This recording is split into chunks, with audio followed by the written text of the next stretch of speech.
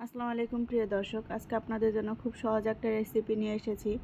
School গেটে আমরা কম বেশি যে ঝালমুড়ি খেয়েছি, সেই মামাদের সিক্রেট মশলার রেসিপি। এটা ঘরে বানিয়ে খুব সহজেই খেতে পারেন। মুড়ির মশলা তৈরির জন্য মশলাগুলো নিয়েছি পেঁয়াজ বাটা, 2 টেবিল চামচ আদা রসুন বাটা, 1 টেবিল চামচ হলুদের গুঁড়ো, 1 টেবিল চামচ মরিচের গুঁড়ো, এর মধ্যে দেব 1 টেবিল চামচ জিরে গুঁড়ো, 1 টেবিল চামচ চাট মশলা গুঁড়ো। এই চাট মশলাটা আমি ঘরেই বানিয়েছি, আপনারা চাইলে দোকান থেকে কিনে আনতে পারেন। এখন দিয়ে দেব 1 টেবিল চামচ ধনিয়া গুঁড়ো, 1 চামচ গরম মশলা গুঁড়ো, এর মধ্যে দিয়ে দেব 1 টেবিল চামচ লবণ। এখন সবগুলো উপকরণের মধ্যে পানি দিয়ে ভালোভাবে মিশিয়ে নিয়েছি, কারণ তেলের মধ্যে ছেড়ে দিলে মশলাটা পুড়ে যেতে পারে। এখন মশলাটা তৈরির জন্য আমি চুলায় একটি প্যান বসিয়ে দিয়েছি। প্যানটা কিছুটা গরম হয়ে আসলে এখানে আমি সরিষার তেল দিয়ে দেব। আপনারা চাইলে রান্নার রেগুলার তেলও দিতে পারেন।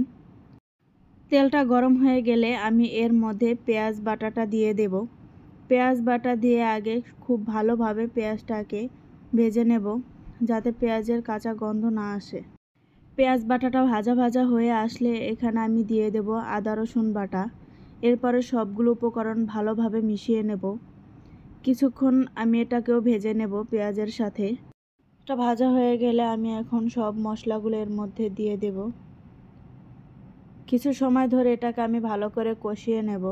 আমাদের দেশে পথে ঘাটে, ফুটপাতে, স্কুল গেটে, কলেজ গেটে এই ঝালমুড়ি আমরা কিনে খাই। এখন আমরা ঝটপট করে বাসায় ঝালমুড়ির মশলাটা বানিয়ে নিলে যখন তখন আমরা এই মশলা দিয়ে মুড়ি মেখে খেতে পারি।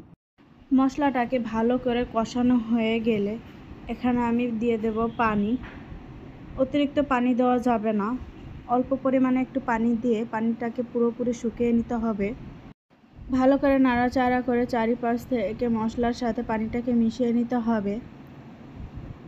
এরপরে যতক্ষণ পর্যন্ত উপরে তেল ভালো করে ভেসে না উঠতেছে ততক্ষণ আমরা একটু জাল করে নেব।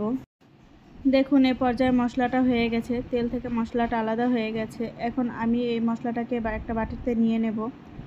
কত সুন্দর পারফেক্ট একটা মুড়ির মশলা হয়েছে, আমি একটু দেখিয়ে দিচ্ছি। যারা আমার চ্যানেলে নতুন তারা প্লিজ আমার চ্যানেলটাকে সাবস্ক্রাইব করে বেল বাটনে ক্লিক করে দেবেন নতুন নোটিফিকেশন পাওয়ার জন্য। ভালো থাকবেন সবাই।